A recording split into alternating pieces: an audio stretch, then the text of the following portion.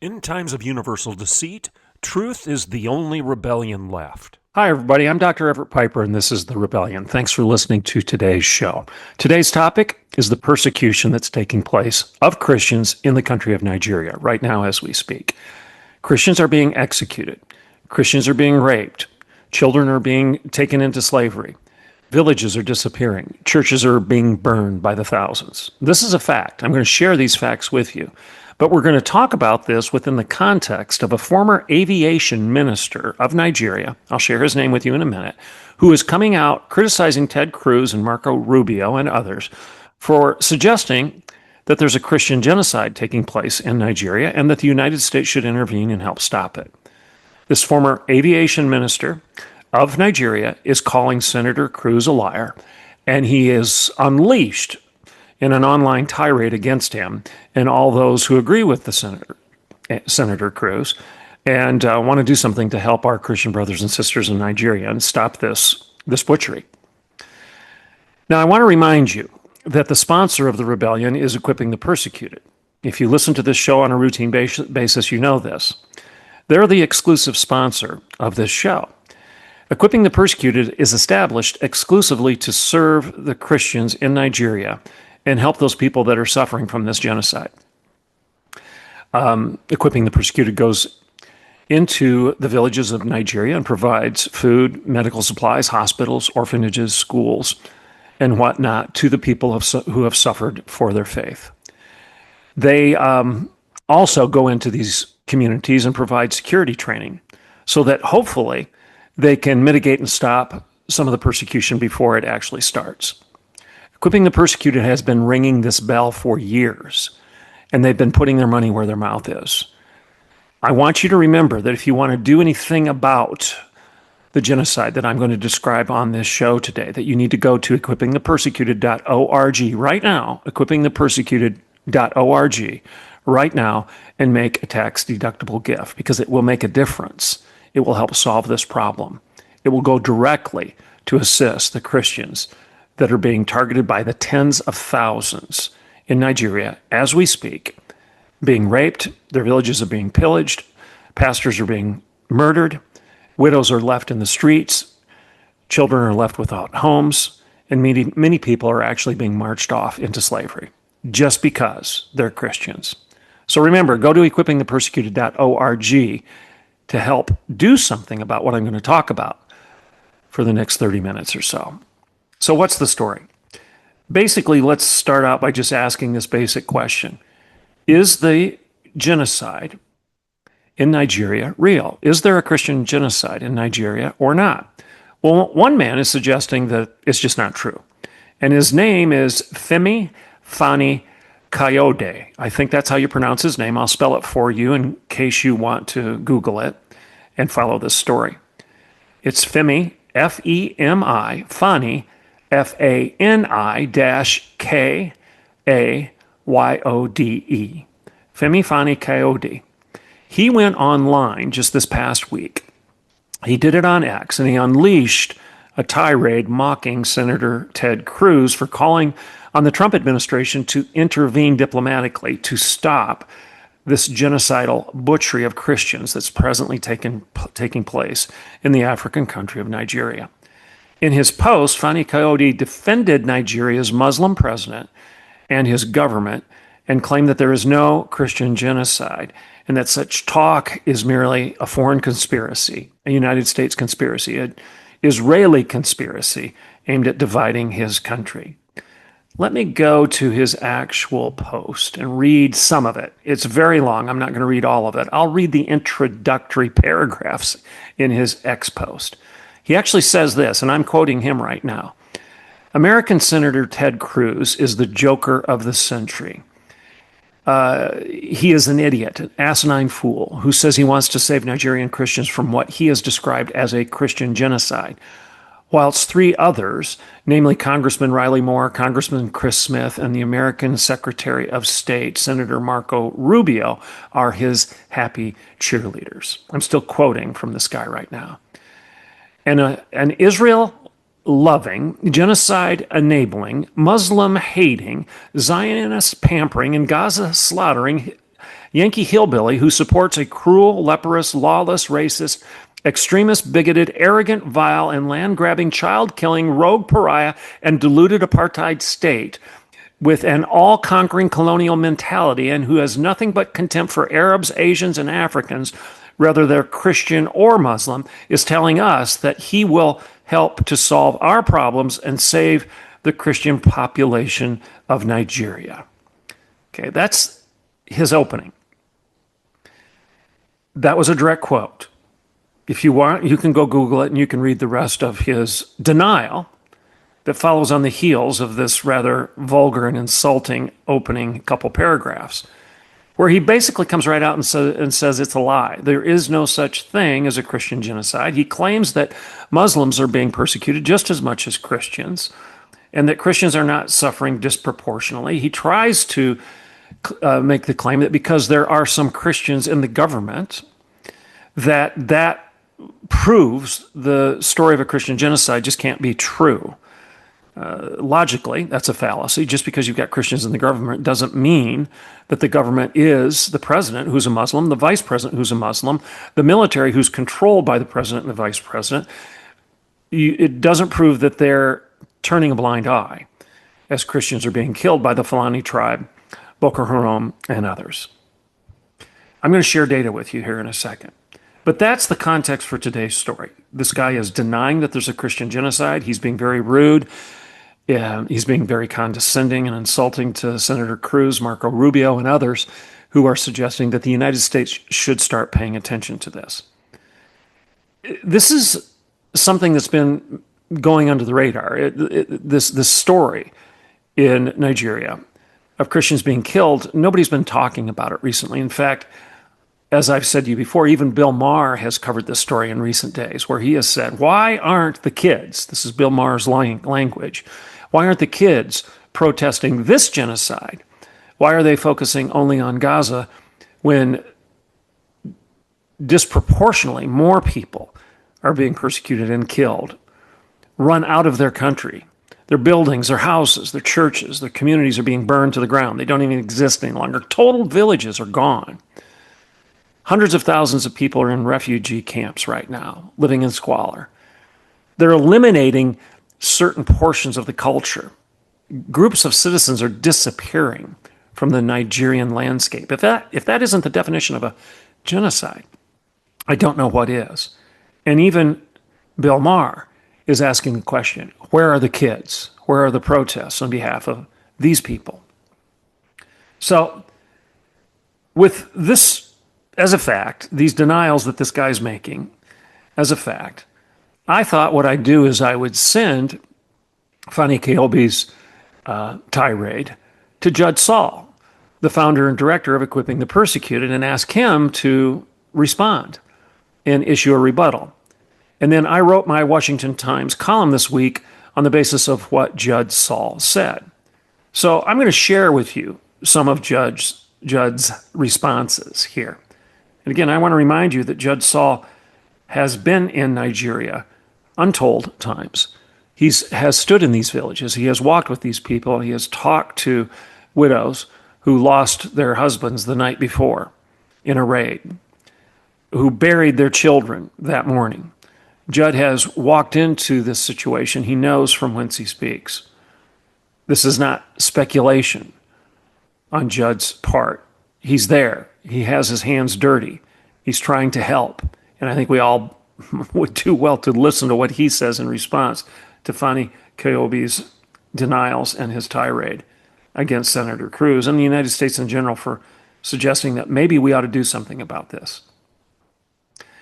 I want to make it clear here as we go on that Senator Cruz is not the only one sounding the alarm. I've already mentioned that, at least in part here, about what's happening presently in Nigeria. Multiple news outlets, ranging from the Catholic Register to Fox News to the Christian Broadcasting Network to the Sahara Reporter, have all reported recently the same thing. And like I said, even Bill Maher, who is clearly of a different political stripe and religious stripe than Ted Cruz or you and me, he even addressed this issue on one of his recent shows. And I'm going to give you the exact quote here. I abbreviated it just a minute ago, but I want to read his exact quote in a little bit more detail. Quote, "The fact that this has not gotten anyone's attention is pretty amazing," said Mr. Maher. "They are systematically killing Christians in Nigeria." And then he went on and said, "I want to make it very clear, I'm not a Christian, but there is so much more of a genocide attempt going on here than in Gaza. They are literally attempting to wipe out the Christian population of an entire country. Where are the kids protesting this?" Close quote. I'm going to read that back to you one more time. I want you to hear Bill Maher, who, as you well know, he is not a Christian, and he's very quick to tell you he's not a Christian, and he's rather crass and dismissive of Christianity in his daily commentary and his comedy. But he is honest enough to say this, quote, "The fact that this has not gotten anyone's attention is pretty amazing. They are systematically killing the Christians in Nigeria. There is so much more of a genocide attempt going on here than what is going on in Gaza. They are literally attempting to wipe out the Christian population of an entire country. Where are the kids protesting this?" Close quote, Bill Maher. So you've got the Christian Broadcasting Network, you've got the Sahara Reporter, the Catholic Register, Fox News, and even other mainline news organizations are starting to cover this story right now. So what's the truth? What's really happening in Nigeria? Are its Christians explicitly being targeted for extermination or not? Fani Coyote says no. Others are suggesting that it's true. That's exactly what's happening. Now, as I said, Judd Saul is the founder and director of Equipping the Persecuted. And you've got the website. It's equippingthepersecuted.org. And this is an organization, as you know, I've talked about it multiple times, that provides humanitarian relief exclusively to Nigeria. Okay, so I went and asked Judd, how do you respond to Femi Fani Coyote's claims? And here is, at least in part, what Judd said in response to my question. So a lot of what I'm going to say right now is a quote from Judd Saul. He said this, "As someone who has spent years working on the ground in Nigeria, helping widows, orphans, and pastors who have survived jihadist violence, I can tell you plainly that Femi Fani Coyote is wrong," close quote. And then Judd goes on to state this, "According to the Armed Conflict Location and Evident Data Project," the acronym for that is ACLED, the Armed Conflict Location and Event Data Project, okay? More than 100,000 Christians have been killed in Nigeria in the past 20 years. 100,000. Open Doors International corroborates these statistics. Currently, over 3.5 million Christians have been displaced in the country, with their homes torched and their churches reduced to rubble. And in some cases, their entire villages are gone. Nothing but ashes. So Judd goes on, Mr. Saul goes on, and he says this, "These are not isolated clashes. They are systematic, religiously motivated attacks by extremist groups such as Boko Haram, ISWAP, and the Fulani militants. In heavily Christian areas like the Bueno Plateau and southern Kaduna, villages are surrounded at night. Men are executed, women are raped, children are kidnapped and enslaved, and entire communities are just erased. They're gone." It's very much akin to what the Nazis did in Poland. They went in and just erased complete communities. Villages disappeared. Cities were left without one stone on top of another. And people were, as you well know, killed by the tens of thousands. And then that led to Auschwitz and the labor camps. Judd Saul goes on and says this, that he's witnessed the carnage personally in Nigeria. "I've seen people send desperate messages to the Nigerian military, pleading for protection, only for the government to order the troops to stand down. The massacre then happens before any soldiers ever arrive, and this is not a coincidence. It's genocide by policy," close quote, Judd Saul. Now, Judd has personally told me that some of these army camps are within 5 to 10 miles of the villages that are being attacked. And the villagers send messages out to these military camps saying, "Help us. We've got word that we're going to be attacked tonight, that the Fulani tribe is going to come in and massacre our people and kill us all. Please come and help us. And the military doesn't respond. They just ignore it. They let it happen. Judd has told me that happens time and time and time again. So when he says that these people plead for protection only for the government to order the troops to stand down and then let the massacre happen with no soldiers arriving from just 10 miles away to intervene, he's not exaggerating. He knows this happens. He's been there. And he is rightfully defining this as genocide by policy. Judd Saul goes on and says this: at equipping the persecuted, our Nigerian staff regularly arrive after these attacks. I've stood in the remains of burned churches and spoken to the mothers who buried their children just hours before. One woman told me, quote, they came shouting Allah Akbar. They burned our church while we hid in the bush. My husband did not make it out. This is not random. This is intentional violence. And then he added, this is a targeted slaughter. So he's talked to the women. He's talked to the mothers who have buried their children hours before he arrived in the village. He knows that the ministers in particular, the pastors of these villages, have been targeted for execution. They're dead. They've been martyred for their faith. The women are left as widows and the children are left with no father. And in some cases, they lose their mom too, so they're orphaned. Then they're at the mercy of the Fulani tribe or Boko Haram, or anybody else that wants to take them, enslave them, and then turn them into mercenaries, terrorists. They grow their own. Judd Saul made it clear that his is not an isolated opinion, but rather a corroborated fact by pointing out that the Global Terrorist Index lists the Fulani tribe among the world's deadliest terror groups, and that it is responsible for more civilian deaths in 2023 than ISIS. The Fulani tribe was more dangerous and deadly than ISIS in 2023. Statistically, empirically, that's just a fact. And you've got organizations like the Global Terrorist Index saying that. This is a quote from Judd again, Judd Saul. Their jihadist intent is domination. Their goal is to drive whole regions of people to flee or die. And then Judd says this: that is by definition a genocide. And he's absolutely right. Mr. Saul goes on to summarize his concerns. The reality is that, despite countless promises from the Nigerian government, hundreds of thousands of displaced Christians continue to live in squalid camps, traumatized and forgotten. Their homes are gone, their churches are gone, and for many of them, their children are dead. Tell them there is no genocide. Tell them there is no genocide, and they will show you the graves. Close quote, Judd Saul. Judd then goes on and points out that in all of his efforts to help Nigerian people, he has not seen one meaningful prosecution of the mass killings of these Christians. And at some point he said, the government's inaction becomes complicity. So did you hear what he said? You know, you've got hundreds of thousands of people being butchered. You've got terrorism that's rampant. Christian villages are being explicitly targeted. And Judd says that he hasn't seen one meaningful prosecution of any of these criminals, any of these terrorists. Nothing's happening to them. They're committing these mass murders and they go scot-free. Does that tell you the government doesn't care?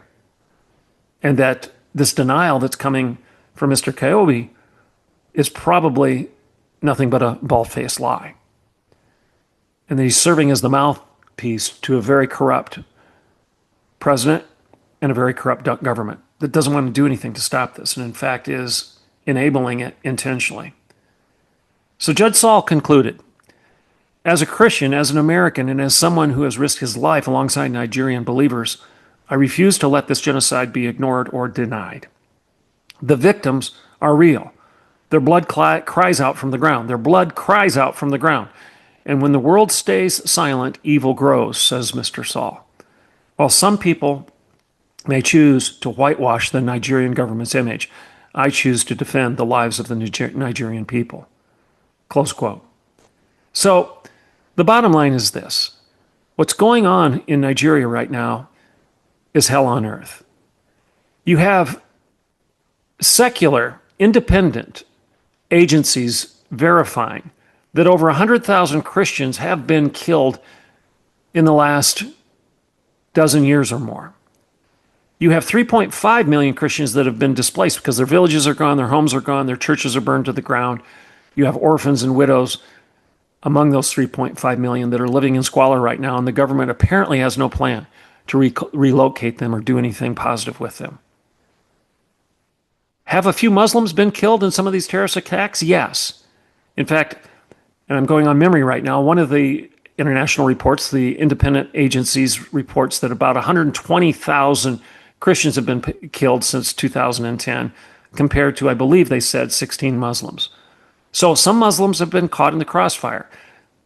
Frankly, these Muslims that have been caught in the crossfire are probably less than fully conservative Muslims. They would be considered progressive or liberal Muslims that aren't buying into the orthodoxy of jihad, the terrorism that is rampant within the Muslim community right now theologically. Theologically, they're calling for this. Remember the doctrine of deception, the doctrine of abrogation, and the doctrine of conquest. These are doctrines within Islam today. Most Muslims will acknowledge to you that this is what their religion calls for. The doctrine of deception, it claims that because Allah lies, therefore you can and should lie for the cause of Allah.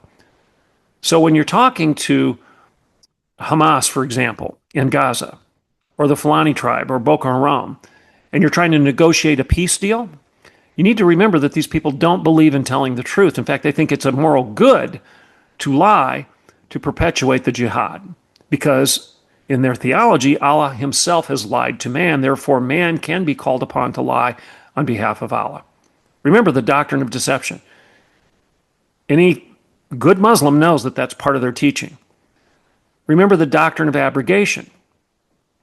The doctrine of abrogation is very clear. And basically it's this. It addresses the issue that you hear sometimes from progressives where they say, well, the Quran is a book of peace. It calls for peace. Go read some of the verses. And indeed it does. There are some peaceful verses in the Quran, but guess what?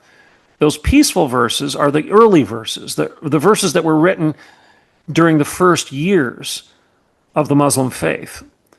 Those are the peaceful verses. The violent verses that come later are the verses that are written in many, many years after the fact. Now, here's the point. The doctrine of abrogation says that the latest verses, the ones that are the more close to us in time, the later verses, the verses that were written later on, are the verses that abrogate the earlier verses. So if you've got a violent verse that's written later than a peaceful verse that was written early on in the first handful of years of Islam, guess what? The violent verses abrogate the earlier verses, so they supplant them. They become more important. And that's why you see such justification of violence within Islam. It's the doctrine of abrogation. Does that make sense? So the doctrine of deception, Allah lies to man, and therefore man can lie and should lie on behalf of Allah and his cause, the cause of jihad. And then the doctrine of abrogation. The later verses always abrogate the earlier verses. And in the Quran, the earlier verses are the peaceful ones. The later verses are the ones that call for violence. And historically, there's a reason for that. Many will tell you that the reason the peaceful verses exist in the early years of Islam is because Muhammad had not acquired military power yet, and therefore he was saying, let's live in peace with our neighbors. Well, logically and historically, that all makes sense, because if you didn't have the military power and wherewithal to defeat your enemy, then you probably do want to live in peace with that person until you get the military power, until you can wield the sword effectively and win. And that's why you see in the Quran peace in the beginning and more violence as it unfolds later on. And here we are today. So you've got the doctrine of abrogation, the doctrine of deception. You also have the doctrine of conquest, jihad. And that is also another basic tenet to Islam. So when you've got the doctrine of deception, you can lie on and should lie on behalf of Allah. You've got the doctrine of abrogation. The more recent verses abrogate the earliest verses, and the recent ones are the violent ones. And then you have the doctrine of conquest and jihad, where overthrow and taking over communities that are populated by, quote unquote, the infidel. And the infidel would be anybody other than a Muslim. These are basic tenets of the Muslim faith. These are basic tenets of Islam. And what you're seeing right now in Nigeria is the execution of Christians, all under the banner of those doctrines and more. That tells you why it's taking place, and that tells you why we need to intervene. Senator Cruz is right. Marco Rubio is right. And Judd Saul is absolutely right. And he's been on this thing for years, and he's been dedicating his time, his money, and even putting his life at risk to help these people. So in conclusion today, I want you to go. I want you to go to Equipping the Persecuted. It's equippingthepersecuted.org and do something about it. Make a gift today to this organization and try to help these people. To quote Judd Saul in closing, as a Christian, as an American, and as someone who has risked his life alongside Nigerian believers, I refuse to let this genocide be ignored or denied. The victims are real. Their blood cries out from the ground. And when the world stays silent, evil grows. While some may choose to whitewash the Nigerian government's image, I choose to defend the lives of the Nigerian people. I'm Dr. Everett Piper, and this is The Rebellion.